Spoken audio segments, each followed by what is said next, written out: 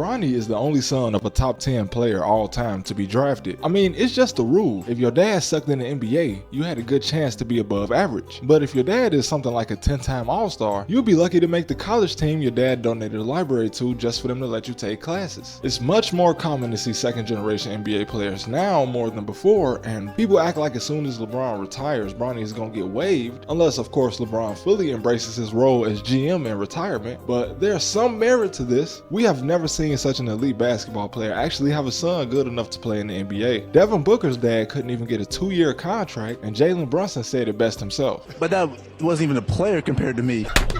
Al Horford's dad was actually the first Dominican-born NBA player, but he only played 63 games over 3 years. Scottie Pippen and Scottie Pippen are right now probably the best father-son duo to ever play in the NBA other than Michael and Klay Thompson. But what the people who own the NBA teams will consider is the fact that his name is LeBron James Jr. So he can at the very least sell out seats in arenas for the next few years. He didn't even play to garbage time in the fourth quarter and he got a standing ovation. I don't know how long they're going to plan on keeping him under 5 minutes, but I assume by the All-Star break he'll be playing at least 10 minutes off the bench. But for 1 second though, Michael Jordan's oldest son was a walk-on at a D1 school. He put up 1 point per game and they offered him a full athletic scholarship. Then UCF let him transfer there to put up a further 1 point per game. MJ's best son couldn't even shoot free throws. And they didn't even declare for the draft as to not embarrass their father, who did own the Hornets at the time while they were in college, and we know how bad of a GM Mike was. He definitely would have drafted them. Bronny is at least better than both of these guys. But if he could pan out into a career-long journeyman, he can at least have a long career, or he becomes a top 20 player in the NBA. These are two extremes, and they are the only options other than him getting waived shortly after LeBron retires. He's already made history twice, since by default they are the highest scoring father-son duo, being the only duo to ever play together, and Ken and Curry is far too young to ever dream about playing with Steph, and you pretty much have to already be a father in high school to pull something like this off in the first place. Please don't try this, YNs. None of y'all are LeBron James. Bryce probably has the best chance to be the second guy to play with his father in the NBA, but that's kind of stretching it. I'm not including Carmelo Anthony in this, because if you watched any of my other videos, you know that I think he's very, very overrated. But honestly, the season just started. Either way, it's literally only up from where he's at.